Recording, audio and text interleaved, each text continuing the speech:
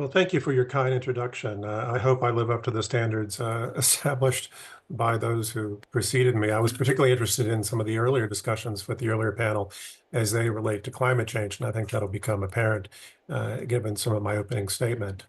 My main purpose is to discuss China's rise as an advanced technological society and what this distinction means and provide some examples of the same. Now, I've argued elsewhere in several publications that China has perhaps already surpassed all of the countries as an advanced technological society.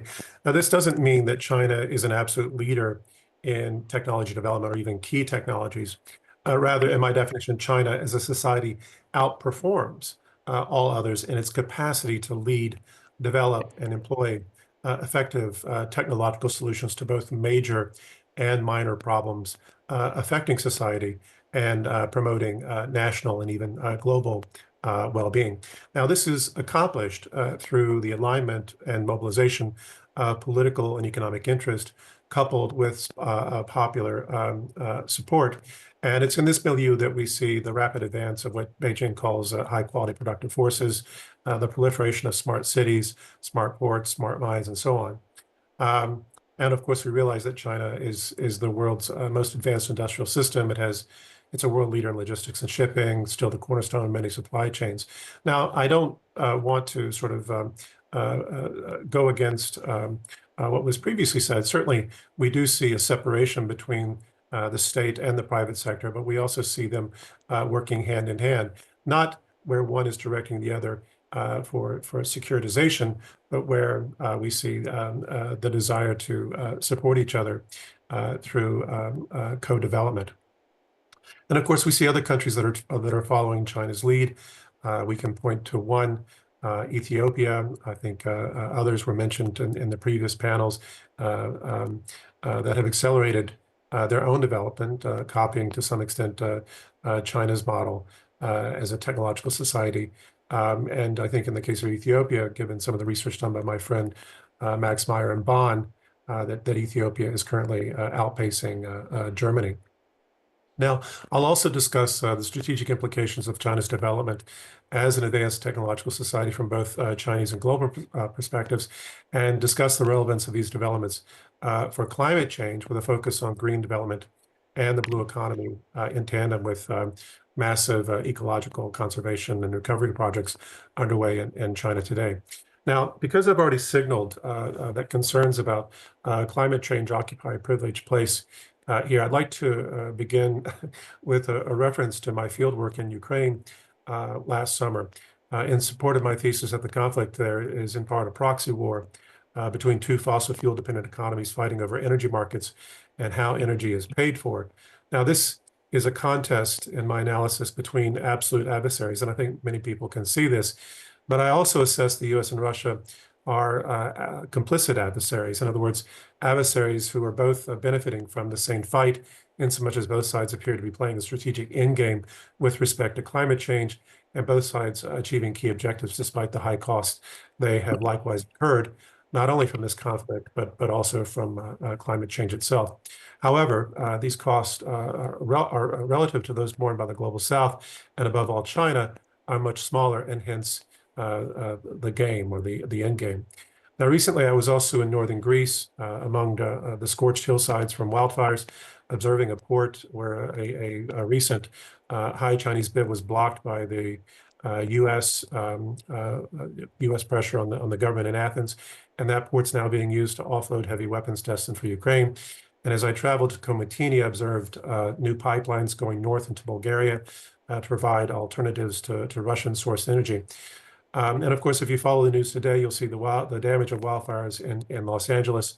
But I think it's important to recall that in 2023, the year of fire, carbon emissions from wildfires exceeded those from those produced by burning fossil fuels. Now, analysts today believe that the future of global security will be determined in the North and South poles. The U.S. keeps missile subs under the ice for first strike and counterstrike capabilities, but such advantages are melting away with the melting ice.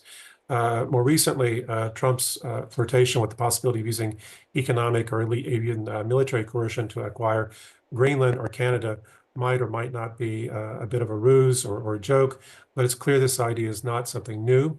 It's long been part of strategic thinking, given global warming and given his own comments on the subject, we can see that he likewise understands the climate change link. And as we reflect on the change happening in Washington next week, let's recall that the Biden administration did more against the environment than he did for it. We could not imagine Biden would open protected lands in Alaska to drilling and consolidate America's position as a world leader in petroleum production, something no Republican president ever had the courage to do. But we do know that Trump will certainly make matters worse, repeating in one form or another the anti-climate agenda from his first presidential term. Now, a careful study of China today will indicate that the biggest risk on its horizon is not whether it will find itself stuck in a middle income trap. It's not about challenges in the South China Sea or the Taiwan issue. It's not whether its political system can continue to adapt to meet the needs of a changing world. It's not even whether China can find solutions to what Xi Jinping has referred to as America's attempt to impose a technology blockade. Indeed, all of these problems, however substantial, are in many respects easier to address than many of the much bigger problems China has already solved since the founding of the PRC. Rather, I believe the largest problem facing China, and not just China, it is climate change. And in fact, several studies have concluded that China is the country most at risk due to these problems in terms of exposed fixed assets and populations, experiencing desertification in the north and northwest, all the way up to Beijing, and increasing exposure to coastal threats in Shandong, Jiangsu, Shanghai, and the Greater Bay Area of Guangdong and Hong Kong. So we see China's dramatic moves to bring more green innovation to its economy and to lead on blue economic development. These are not merely opportunistic. They're not merely popular for middle-income populations in key cities demanding a higher quality of life. It's also essential for addressing this existential crisis threatening China's survival and the rest of the world. And indeed, if you scratch deep enough, you can find it connected to most of the conflicts that we find going on in the world today. Now, I know that I've opened a little long. I would just like to leave with a little provocative point. We have this question in scholarship related to the Needham paradox. Why didn't China, for example, during the Ming Dynasty, accelerate the capacities that it had and develop its own scientific and industrial revolutions? And instead, we see the collapse of the Ming and then a retrograde dynasty following with the Qing, and then the crisis of modernity that follows in terms of the conflict with the rising West. One of the things that we point to is the Ice Age, how this threw off production, agricultural production, which further weakened the Ming, and problems related to silver coming out of Mexico, which undermined the Ming economy. There were other problems, but these are two issues. And there are also deeper cultural reasons why China might not have developed in the same way that the West did. But here in the new era, we're also facing a problem related to climate change, global warming, and we also face the challenge of the continuing role of the dollar and China's the way that China instrumentalizes the value of the dollar, in so much as China doesn't want to expose its own currency. So thinking about these problems in the context of China's rise as an advanced technological society, I think that what we're looking at are a large number of coalescing efforts to deal with conservation, recovery, but also the development of new technologies that will be able to allow China to survive this new era of great power competition, which I believe is in one way or another centered on climate change and the need to address that problem.